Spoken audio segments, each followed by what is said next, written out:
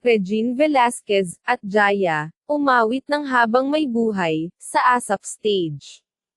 Panoorin ngayon. Kapamilya.trending.ph. Mag-subscribe, like and share na Kapamilya.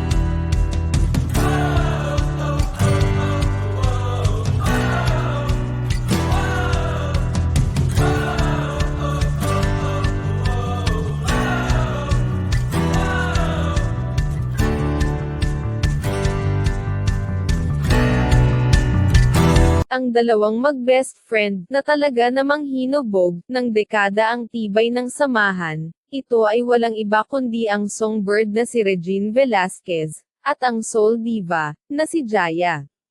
Sinong mag-aakala na ang dalawang institusyong singer na sina Regine, at Jaya, na dating nasa ibang istasyon, pero ngayon, sila ay magkasama, at parehas masaya na umaawit sa ASAP stage na kanilang dating kalaban.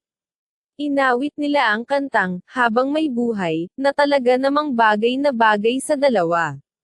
Ang sarap-sarap na muling makitang magkasamang umaawit sa ASAP stage, ang dalawang magkaibigan, ang dalawang magkumare, ang dalawang magaling na singer.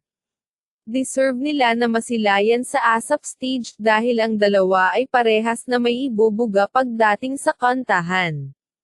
Mga kaasap, ano po ang reaksyon ninyo sa video na ito? Comment lang mga kaasap, sa comment section below.